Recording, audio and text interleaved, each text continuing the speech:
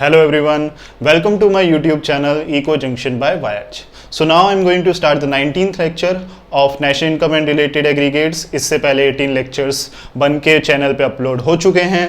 I hope आप सारे videos को रेगुलरली देख रहे हैं, अपने सारे कॉन्सेप्ट्स को रेगुलरली क्लियर कर रहे हैं. ओके, तो मेरी लास्ट वीडियो में मैंने बात करी थी डोमेस्टिक इनकम के बारे में.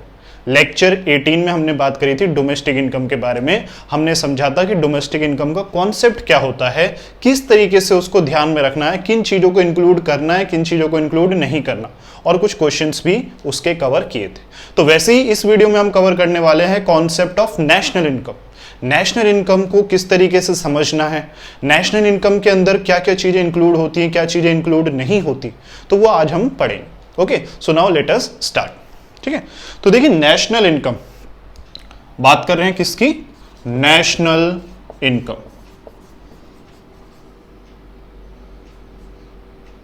ठीक है, तो देखिए जैसे आपने डोमेस्टिक इनकम को समझने के लिए कॉन्सेप्ट ऑफ डोमेस्टिक टेरिटरी को अच्छे से समझा था, ऐसे ही नेशनल इनकम को समझने के लिए आपको एक और कॉन्सेप्ट की जरूरत पड़ेगी, वो है concept of a normal resident.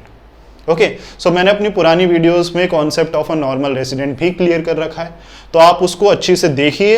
अगर आपको थोड़ा सा भी डाउट है, थोड़ा सा भी कंफ्यूजन है, या कुछ भी ऐसा नॉर्मल रेसिडेंट के बारे में जो याद नहीं आ रहा, तो आप एक बार उस वीडियो को जाके देख लीजिए. उसके बाद नेशनल इनकम को पढ़ना, समझना, सारे क्वेश्चन सॉल्व करना ईजी हो जाएगा. ठीक है, तो देखिए नेशनल इनकम के ऊपर टेरिटोरियल कॉन्सेप्ट नहीं लगता, वो लगता था डोमेस्टिक इनकम के ऊपर. नेशनल इनकम हम बोलते हैं it is the some total of factor income which is received by the normal resident. ठीक है, अगर मैं इसको डिफाइन करूं तो इसको डिफाइन ऐसे करते हैं, sum total of factor income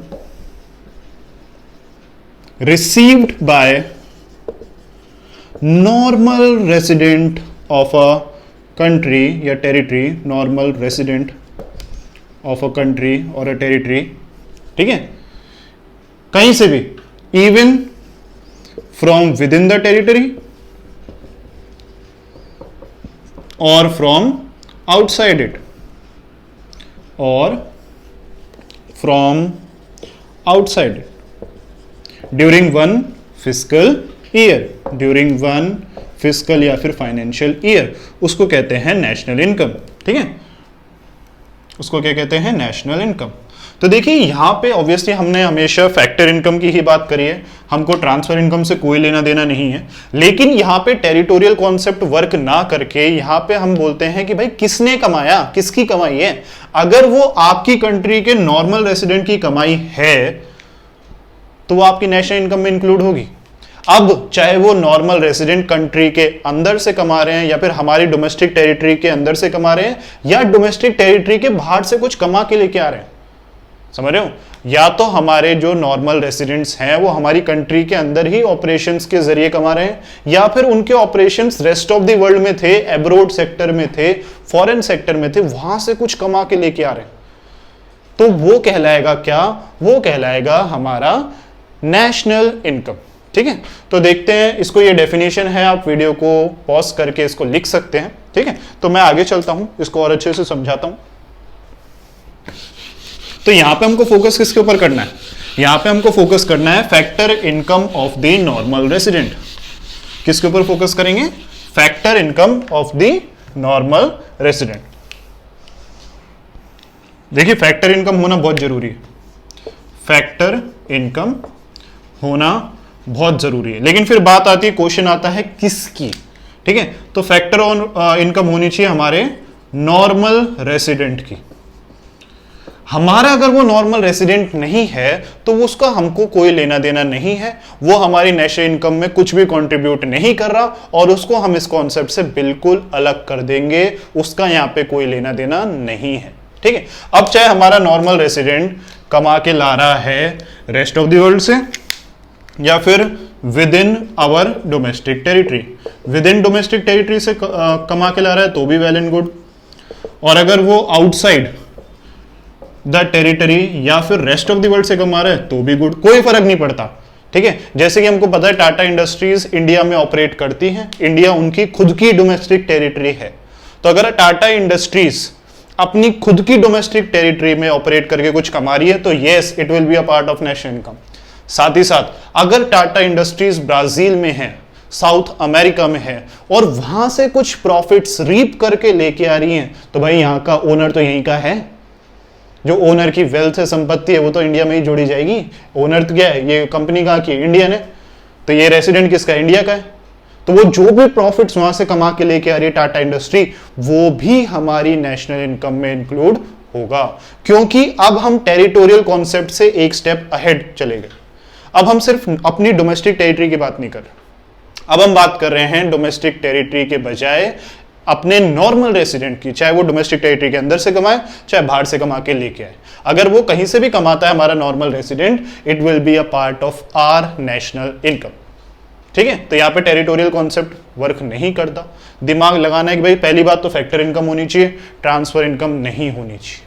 ठीक है, दूसरी बात ये हमारी कंट्री के नॉर्मल रेसिडेंट की होनी चाहिए, चाहे कंट्री के अंदर ऑपरेशन, चाहे डोमेस्टिक इकोनॉमिक टेरिटरी के अंदर ऑपरेशन, या बाहर से उसके ऑपरेशन से कुछ उसकी कमाई आ रही है तो क्या है, वो हमारी नेशनल इनकम में इंक्लूड होगी। ठीक है, तो आई होप आपको थोड़ा सा क्लियर होगा। तो चलिए कुछ क्वेश्चंस लेते हैं और इस कॉन्सेप्ट को और अच्छे से क्लियर करते हैं। चलिए तो कुछ एग्जाम्पल्स को देखते हैं, कुछ क्वेश्चंस को देखते हैं और ये पता करते हैं कि ये हमारे इंडिया की नेशनल इनकम में काउंट होंगे या नहीं।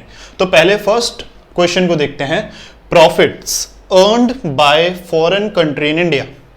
Profits earned by foreign country in India. तो एक बार मैं यहां लिख लेता हूं कि मेरे को किन किन चीजों का ध्यान में रखना है। सबसे पहले मेरे को ध्यान में रखना है कि भाई फैक्टर इनकम होनी ही होनी चाहिए। ठीक है, उसके बाद हमारे नॉर्मल रेसिडेंट की होनी चाहिए। ठीक है, और नॉर्मल रेसिडेंट कहीं से भी कमाए, एनीवेयर, विद इन या आउटसाइड। ठीक है, तो देखते हैं इसमें क्या, इसमें फैक्टर इनकम थी, प्रॉफिट्स, यहां पे बात किसकी हो रही है, प्रॉफिट्स की। तो क्या ये फैक्टर इनकम होती है, राइट, करेक्ट, एक स्टेप हो गया कंप्लीट। चलिए कमा कौन रहा है, ठीक है, earned by foreign country, foreign country. तो भाई ये हमारे नॉर्मल रेसिडेंट तो है ही नहीं, क्योंकि ये कंट्री कौन, सॉरी फॉरेन कंट्री नहीं, फॉरेन कंपनी है। Okay, this is foreign company. ठीक है, profits earn by foreign company in India. ठीक है, फॉरेन कंट्री इन इंडिया, ठीक है, मतलब भी वही था कि वो किसी एमएनसी के जरिए ही कमा के आ रहे हैं। ठीक है, profits earned by foreign company in India, क्योंकि फॉरेन कंपनी इंडियन रेसिडेंट नहीं है तो a big no, it will not be included in India's national income. तो चलिए एनीवेयर है, एनीवेयर तो मतलब ये कि भाई ये जो इन इंडिया है या in Singapore, in France, in Italy, कुछ भी, उससे कोई फर्क नहीं पड़ता। जब भी आप नेशनल इनकम पता लगा रहे हैं कि ये नेशनल इनकम में इंक्लूड होगा कि नहीं होगा, तो in India, in Singapore, in Japan कोई फर्क नहीं पड़ता। जिसके ऊपर फोकस डालना है, factor income of normal resident. ठीक है, इन दोनों में से अगर कोई भी एक चीज नहीं हुई तो वो इंक्लूड नहीं होगा। चलिए अगला देखते हैं, profits earned by branch of SBI in rest of the world. तो अगेन यहाँ पे किसकी बात हो रही है, यहाँ पे बात हो रही है प्रॉफिट्स की। प्रॉफिट्स हैं कमर्शियल इंस्टीट्यूशन के, एसबीआई के, तो वो क्या है, उसकी फैक्टर इनकम, करेक्ट। दूसरा देखते हैं, earned by branch of SBI, तो आपको पता है ना, एसबीआई क्या है, स्टेट बैंक ऑफ इंडिया, तो ये नॉर्मल रेसिडेंट ऑफ इंडिया है, तो यहाँ पे ये भी चीज हो गई कवर। अब फिर आगे की चीज इतनी मायने नहीं रखती, एनीवेयर की बात थी, चाहे वो इंडिया में कमाए चाहे रेस्ट ऑफ द वर्ल्ड में कमाए, अगर हमारा नॉर्मल रेसिडेंट कमा रहा है तो it will be included in national income. तो पहला तो नहीं था, ठीक है, पहला नहीं था, but second will be included in the national income of India. ठीक है, क्वेश्चन क्या था कि नेशनल इनकम ऑफ अमेरिका या rest of the world, no, India की नेशनल इनकम। चलिए आगे देखते हैं, salaries to residents of England working in Indian embassy in England. पहली बात सैलरी की बात हो रही है, चलिए फैक्टर इनकम है, हो गया। रेसिडेंट्स ऑफ इंग्लैंड, यही सुन के मेरा दिमाग घूम गया, भाई रेसिडेंट ऑफ इंग्लैंड की बात हो रही है तो हमारी नेशनल इनकम से क्या लेना देना, तो it will B not included, ये भी इंक्लूड नहीं होगा। चाहे वो इंडियन एम्बेसी में काम करे, कहीं पे भी काम करे, अगर वो हमारा रेसिडेंट ही नहीं है, रेसिडेंट ऑफ इंग्लैंड, तो वो हमारी नेशनल इनकम में इंक्लूड नहीं। ठीक है, फिर लास्ट में देखिए, लास्ट नहीं second last, salaries to Indian residents working in Pakistan embassy in India. Salaries correct, factor income. Indian residents working in Pakistan embassy in India, Pakistan embassy है इंडिया में, उसमें इंडियन रेसिडेंट्स काम कर रहे हैं, तो उनकी सैलरी आ तो रेस्ट ऑफ द वर्ल्ड से है, क्योंकि पाकिस्तान एम्बेसी हमारी डोमेस्टिक टेरिटरी का पार्ट नहीं है, ये पाकिस्तान की डोमेस्टिक टेरिटरी का पार्ट है। लेकिन क्योंकि रेसिडेंट्स इंडियन है, इंडियन रेसिडेंट्स, तो वो हमारी नेशनल इनकम में जरूर आ। अगर मेरा क्वेश्चन होता कि डोमेस्टिक इनकम में आएगा, तो होता नहीं, क्योंकि भाई पाकिस्तान एम्बेसी हमारी डोमेस्टिक टेरिटरी का पार्ट नहीं है। समझ रहे हो ना बात को?